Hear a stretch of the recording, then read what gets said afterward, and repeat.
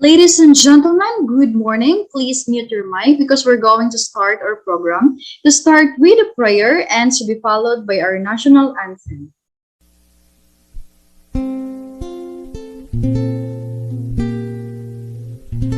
Let us pray. Our loving and generous God, we praise and thank you for the bountiful blessings you have given us. Thank you for giving us a mind that can know and a heart that can love. Thank you for giving us the chance to continue learning amidst the pandemic that had caused a lot of changes in our lives. We are sorry for the times we have failed you. We humbly ask for your forgiveness. Father, help us stay focused on our studies. When learning becomes difficult, grant us the gifts of courage and enthusiasm. Grant us the grace to use our knowledge in making a difference to the lives of the people around us. All this we pray in your mighty name. Amen. Mga kababayan, ang pambansang awit ng Pilipinas.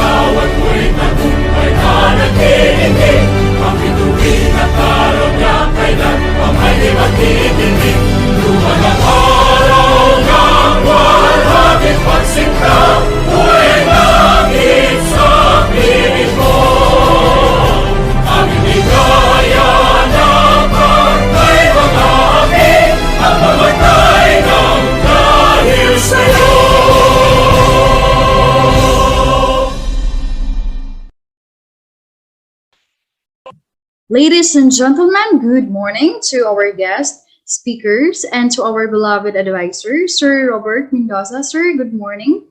Allow me to introduce myself. My name is Juna Narbay, a student of St. Thomas More School of Law and Business, taking a Bachelor of Elementary Education, your host. I hope that you are in good condition right now, even though we are in virtual setting, because we're still battling against the pandemic, which is the COVID-19. But it's not a hindrance for us to spread awareness to all people in the world. In this morning, the St. Thomas More School of Law and Business invites you to a symposium to spread awareness with the theme Exceptionalities Have Unique Abilities. Okay, so but before that, here are our today's discussion. The typical and atypical child, the 13 legal categories of exceptionalities, and what is inclusive education. So here are our objectives in this morning. First, know the different categories of exceptionalities to further understand those children who have special needs. Second, inform about the rights and laws of the PWDs and appreciate the importance of inclusive education in promoting and sustaining the right to quality education. All right. A child who has an exceptionality has some area of functioning in which he or she is significantly different from established norm. Both students with disabilities has their unique and talents and has the right to show their capacity and abilities. Okay, in this juncture, allow me to introduce to you our first speaker. She is the student of St. Thomas More School of Law and Business, taking a Bachelor of Elementary Education. Please help me welcome my Melinda Pulayo. A round of applause, please. Okay, good morning once again. Good morning, everyone, and good morning to the people out there. So it's a big privilege for me to be part of this symposium. By the way, my name is Mylinda Pelayo, so I'm one of your speaker this morning. So today we are going to discuss about the typical and atypical child.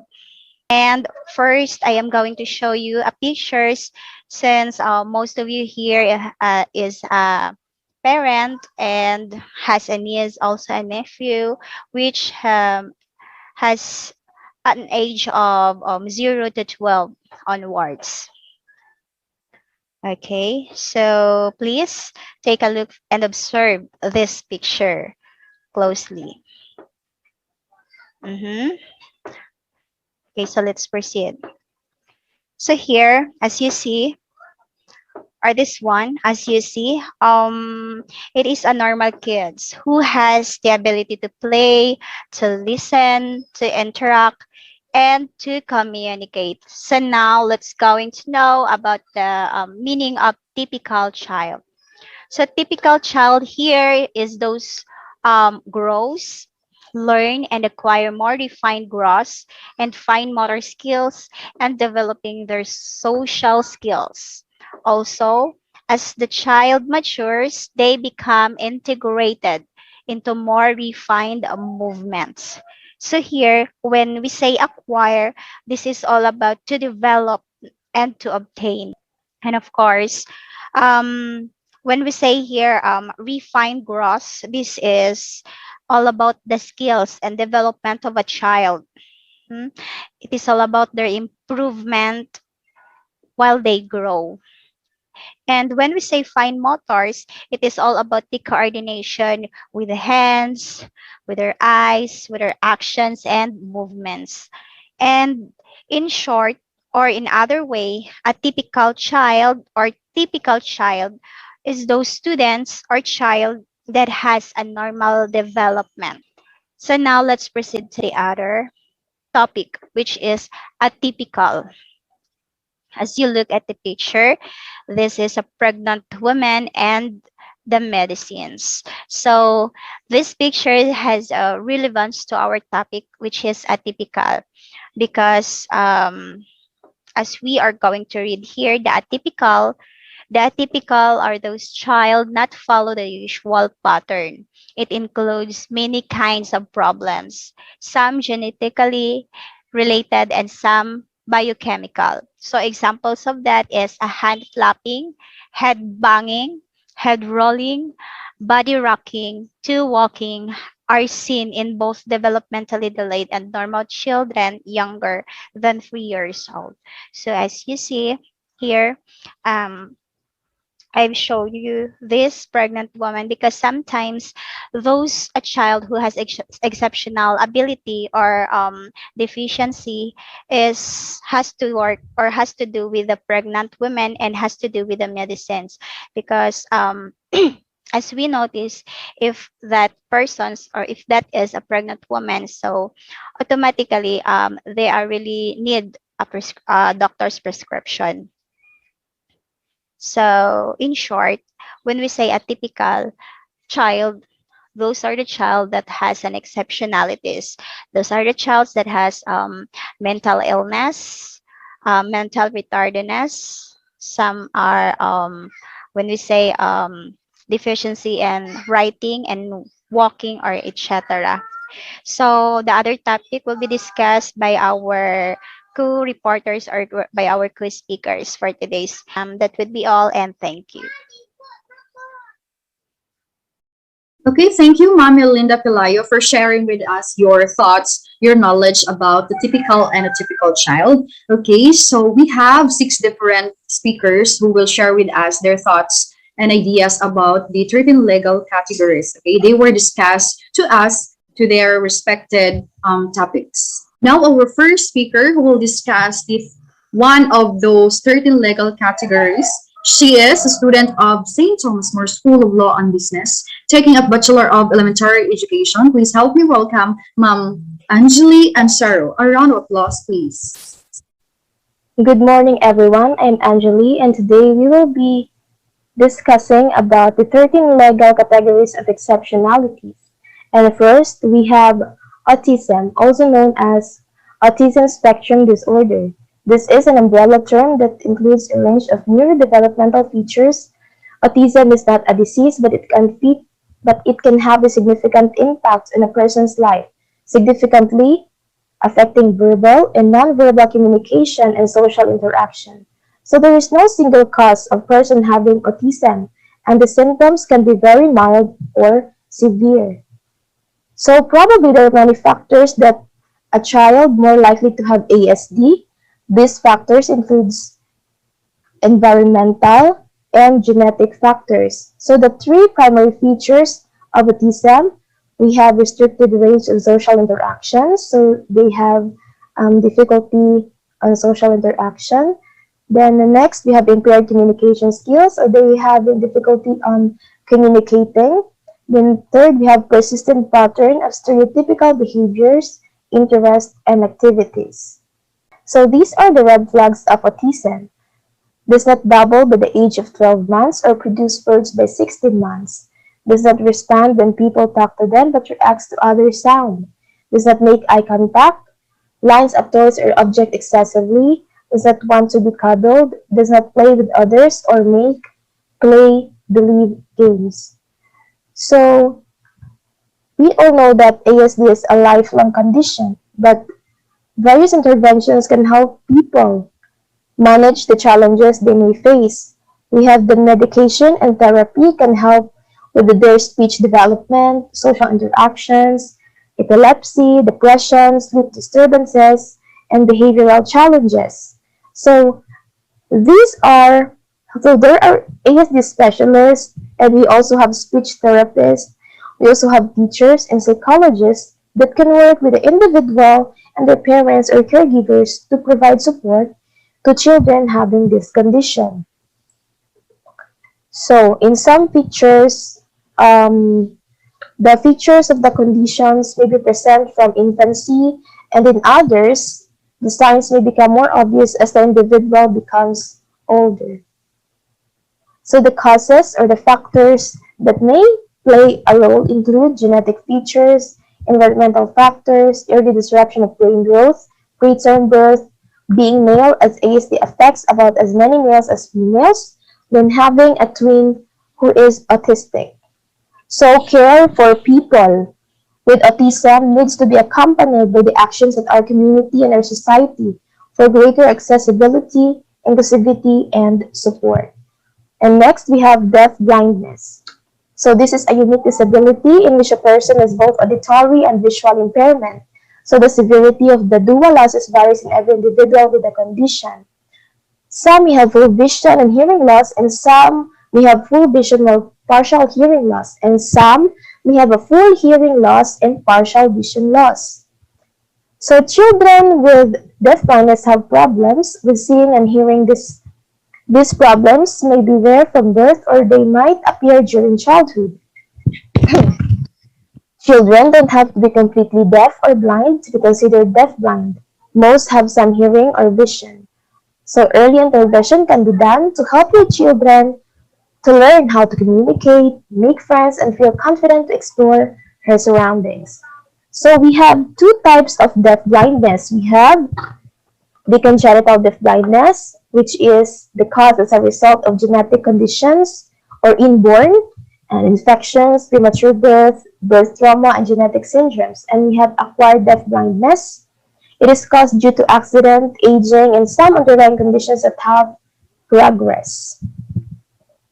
So the primary causes of deaf blindness include genetic disorders, prenatal viral bacterial infections, birth complications, accidents, and age-related.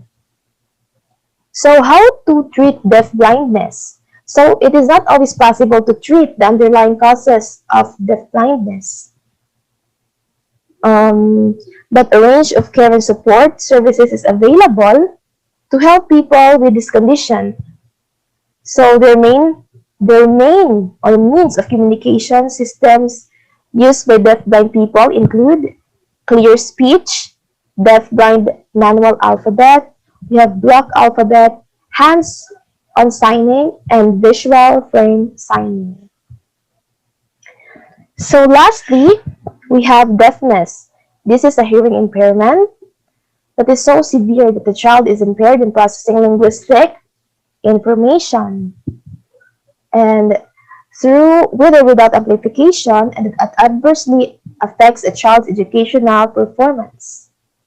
So we have four levels of deafness: the mild deafness or mild hearing impairment.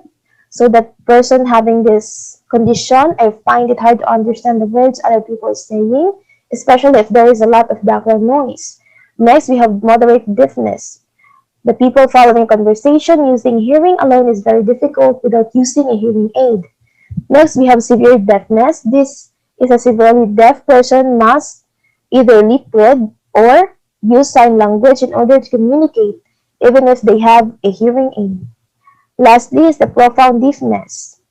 Some people with profound deafness cannot hear anything at all at any decibel level. Communication is carried out through using sign language, lip reading, or writing.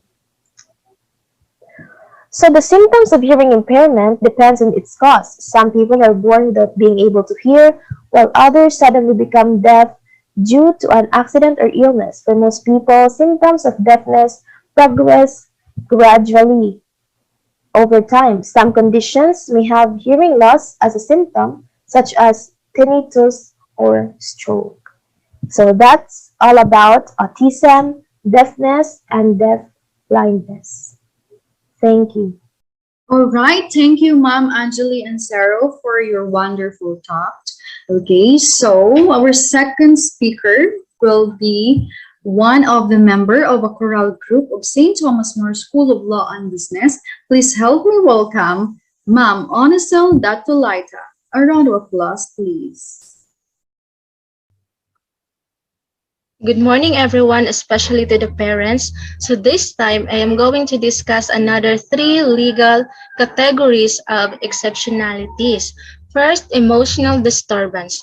Emotional disturbance is a condition exhibiting one or more of the following characteristics over a long period of time and to marked degree that adversely affects a child's educational performance. So the following are some of the characteristics that you can observe or see to a child who has an emotional disturbance. First, inability to learn that cannot be explained. Next, inability to build interpersonal relationship with peers. Next, inappropriate types of behavior such as hyperactivity or aggression. Next, a general pervasive mode of unhappiness and a tendency to develop physical symptoms.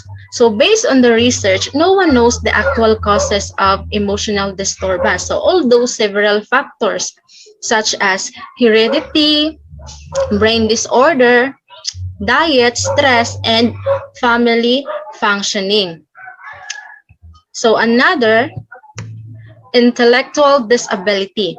So intellectual disability is a term used when a person has certain limitations in mental functioning and in skills such as communicating, taking care of him or herself, and social skills. So some known causes of intellectual disability. First, genetic. Genetic, it is caused by abnormal genes that has been inherited or form errors that occurs when genes combine. Next, physical or health problems. So the presence of some diseases and infections such as whooping cough, the measles, or the meningitis that can lead to intellectual disability. Then next, we have problems at birth. So if a baby has problems during labor at birth, such as not getting enough oxygen, so she or he may have an intellectual disability. So how do I know if my child has an intellectual disability?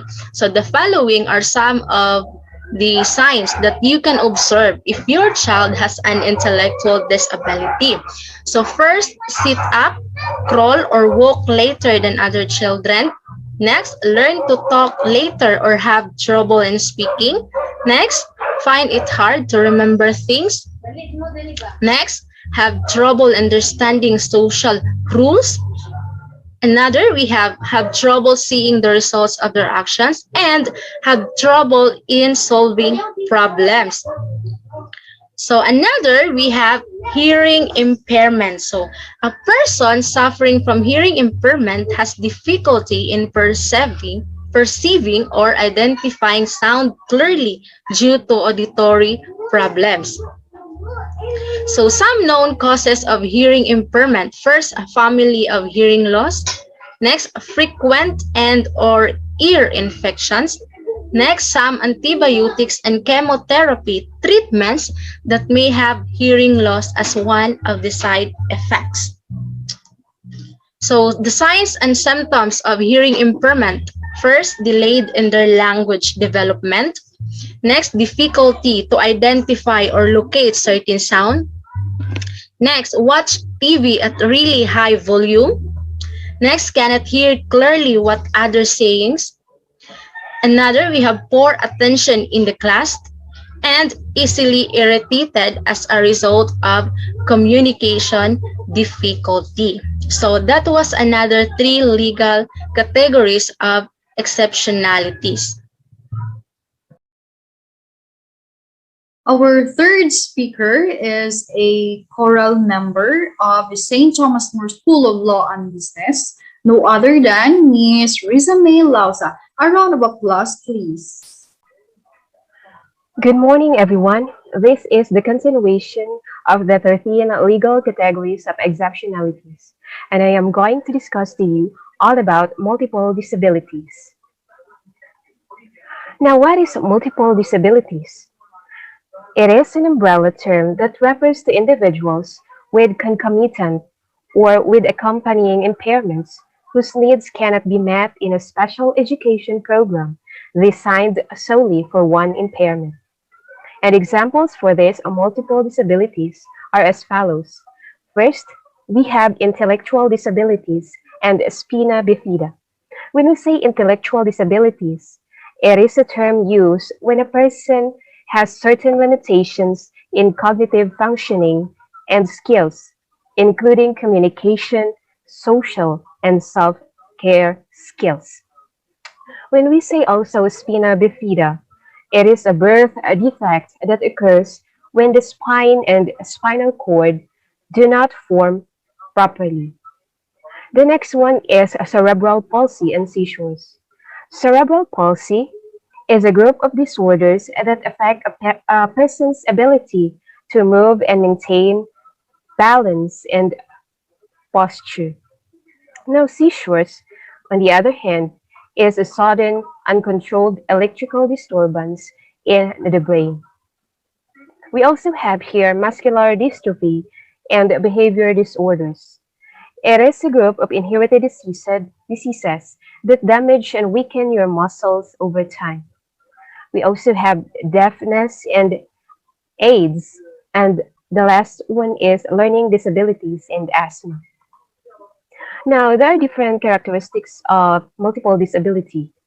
First, if a student have multiple disability, he or she might have limited speech or communication, difficulty in basic physical mobility, tendency to forget skills through disuse, trouble generalizing skills from one situation to another, and need for support in major life activities such as domestic, leisure, community use, or vocational.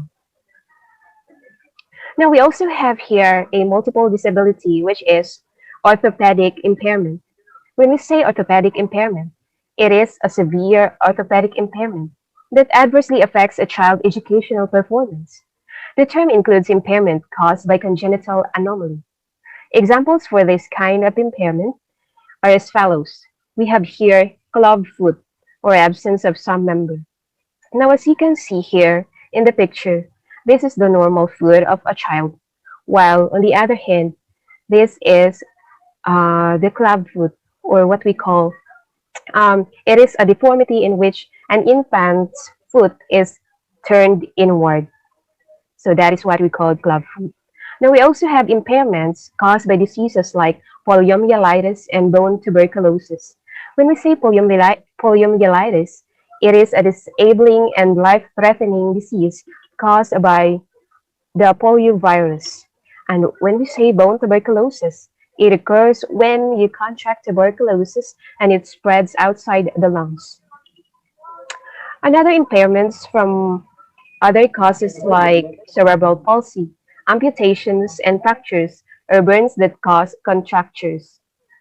Now we also have here other health impairment.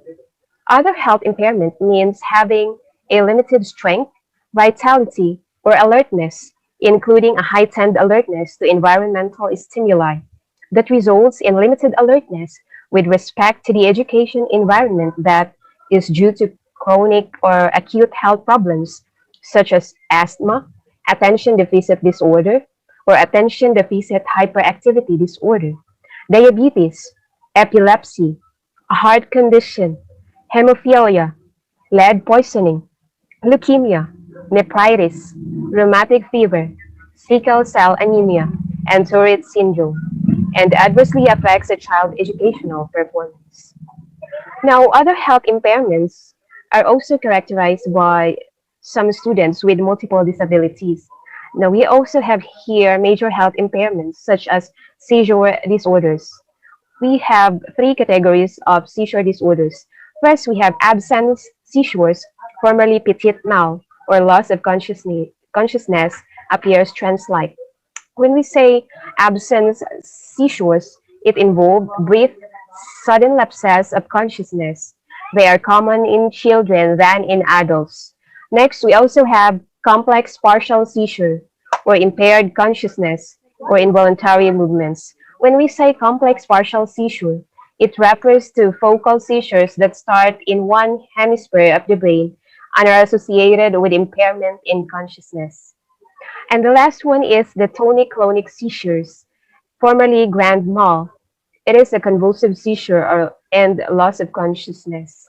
Um, Tonic-clonic seizure is the rigid contracture of muscles, including respiratory muscles, which is usually brief.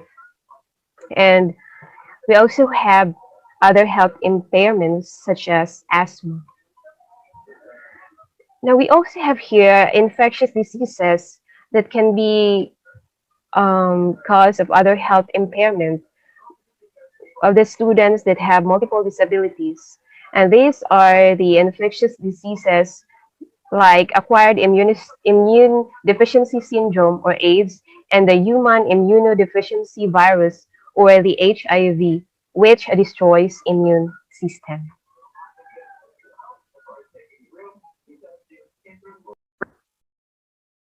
Okay, thank you so much. Our next speaker is a member of the Rotaract of St. Thomas More School of Law and Business, Mr. Aldrin Sana. A round of applause, please. So, hi, good day everyone. I'm Aldrin Sana and this time I am going to discuss with you my topic. It's part of the 13 exceptionalities, which is the specific learning disability, speech or language impairment. So, what is specific language impairment all about? So, specific language impairment or SLI is a communication disorder that interferes with the development of language skills in children. It can affect a child's speaking, listening, reading, and writing. This child who have trouble understanding what is being communicated to them or difficulty expressing themselves. So these problems may be verbal, non-verbal, or written. So what are the causes of specific learning impairment? So many years there was a tendency to assume that SLI was caused by factors such as poor parenting, subtle brain damage of birth, or attention hearing loss. There are main features of specific language impairment. First, limited use of complex sentences, difficulty finding the right words, difficulty of understanding figurative language, and lastly, reading the language. So there are characteristics of language disorders, such as improper use of words and their meanings, inability to express ideas, inappropriate grammatical patterns, reduced vocabulary, and inability to follow directions. One example of this disorder is dyslexia. So what is dyslexia? It is a specific learning difficulty which means it causes problems with certain abilities used for learning such as reading and writing. Okay, so Dyslexia is a language-based learning disability.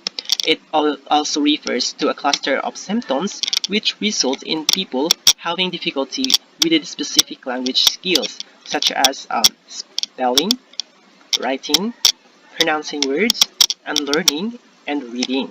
So, are you familiar with the movie Every Child is Special? If you do, it relates in our topic. Let's have the overview of this movie for us to easily understand.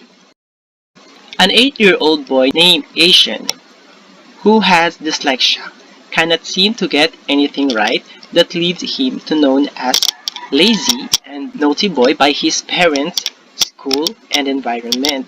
However, nobody goes deep into his life until such time there was an art teacher who's discovered and understand his disorder and capability.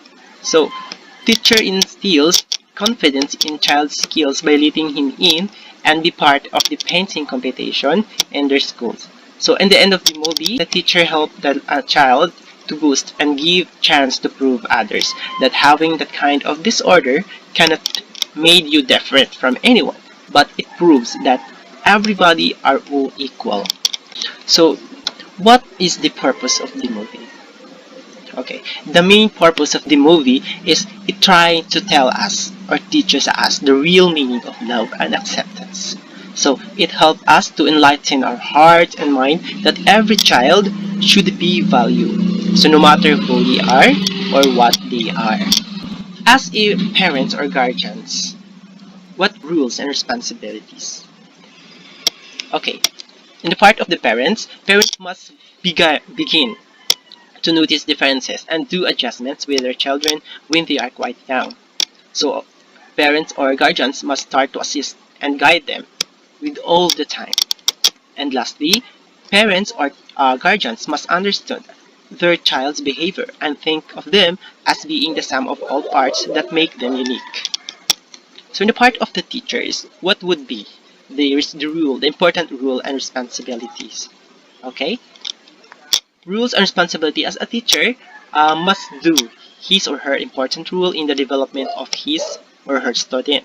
So in order to achieve this, teacher must have patience, love, care, kindness, awareness of their intellectual, physical, and emotional condition. So without this, student may feel unwanted and unworthy, that leading to their failures. Okay? So in a community, as part of the community, what would be our rule? Okay, as part of the community, we must understand and respect others, especially in the way they made difference. Those people who have a disorder. Yun.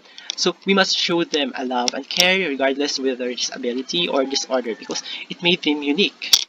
So what we are going to do, let us help them to look up, to show up despite of their differences. Let us make them feel that they are belong to the community where we live in because we are all equal. I would say that every child has a unique character, strengths, abilities that allow them to express their individuality, social environment. Why? It is because it what makes them special. And also, I believe that each and every child has the ability to achieve greatness. Children are our future, and we must prepare them to lead the world to become the change that the world needs. So one thing that I would like to share with you, this quotes that to enlighten and to make us realize that what is the true definition of beauty or beautiful. Okay, a beautiful person is the one whose character is genuinely good.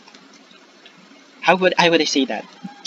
Okay, these traits includes integrity, generosity, compassion, empathy, sympathy, kindness, understanding, and love. And that would be all with my topic. And thank you for listening. Have a nice day. Thank you very much, Sir Aldrin Sana, for sharing with us your ideas and thoughts about your topic. Okay, our next speaker is a member of the First Aider Club of St. Thomas More School of Law and Business. Please help me welcome Mr. Neo Bagaan. A round of applause, please.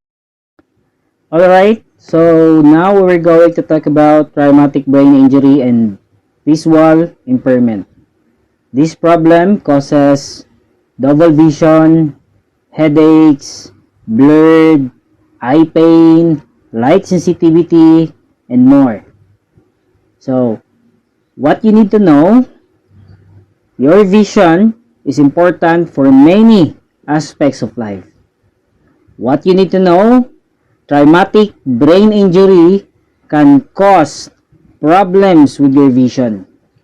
What you need to know, treatment can either fix the problem completely, improve your vision, or help you better manage the problem.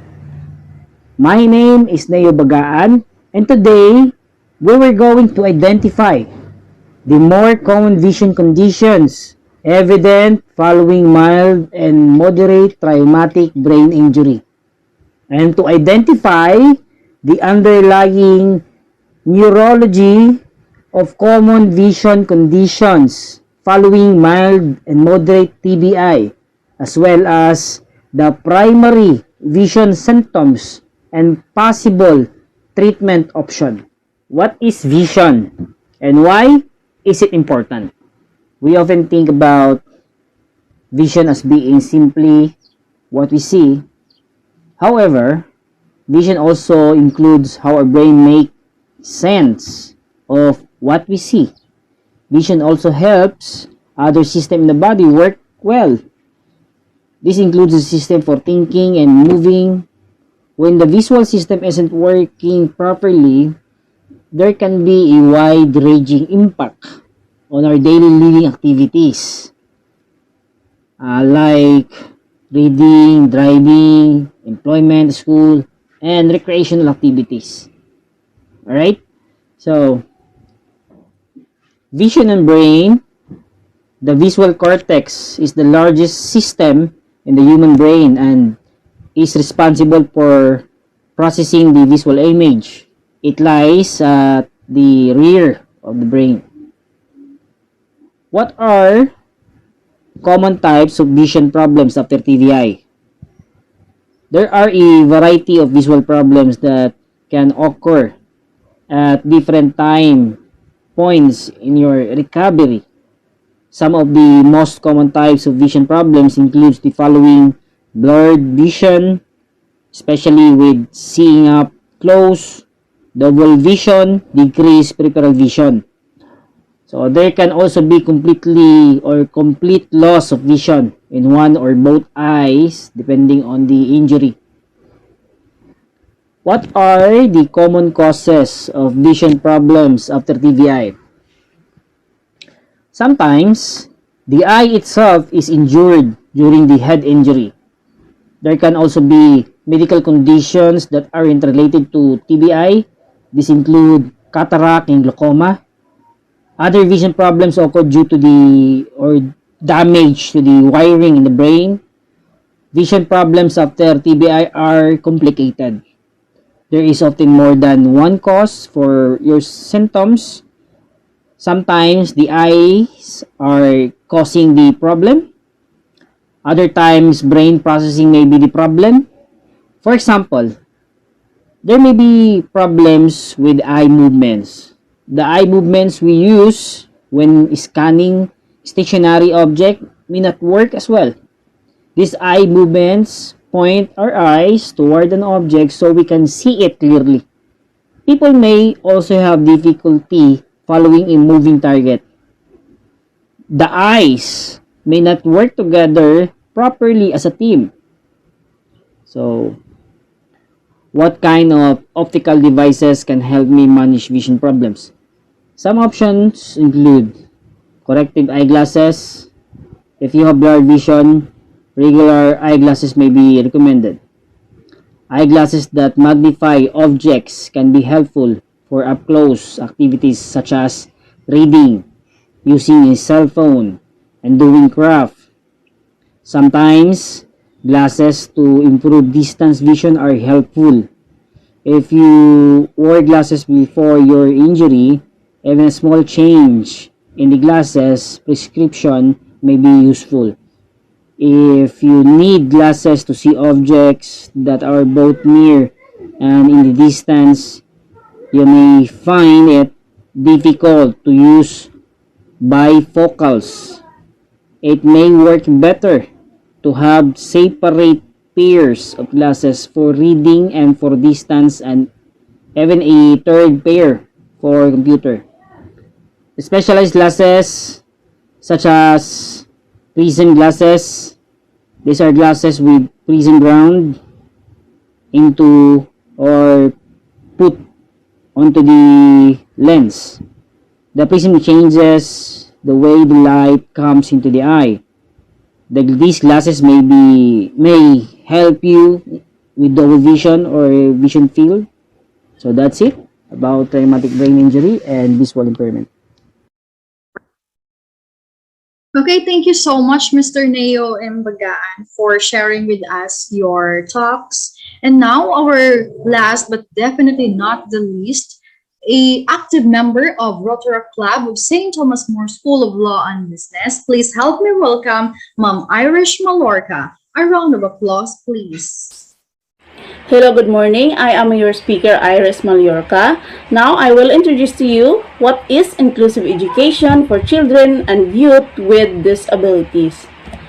Now, what is inclusive education? So, inclusive education, according to Republic Act 7277 or the Philippine Magna Carta for Disabled Persons in 1992, it is the law, identifies, and provides for the rights of persons with disabilities, including the right to quality education. The law also ensures the protection of this right and the prohibition of discriminations against persons with disabilities. Now, before, in 1987 Philippine Constitution, a lot of law has been conducted, but this law are more focused on the persons with disability. If you want to know more about the different law related in this area, you can search on the 1987 Philippine Constitution. At the core of inclusive education is the fundamental human right of the younger generation to education. So it is the core of the inclusive education, education for all. Then, inclusion education is viewed as a dynamic approach of responding positively to pupils' diversity and of seeing individual differences not as a problem, but as opportunities for enriching learning. It is according to UNESCO in 2005. So, we are seeking here about the rights and the positive response for people with disabilities. We need to respond to their diversity. We need to see their individual differences, and we need to look on that the equal education for them. So let's treat them not as a problem, but by giving them opportunities in learning as well.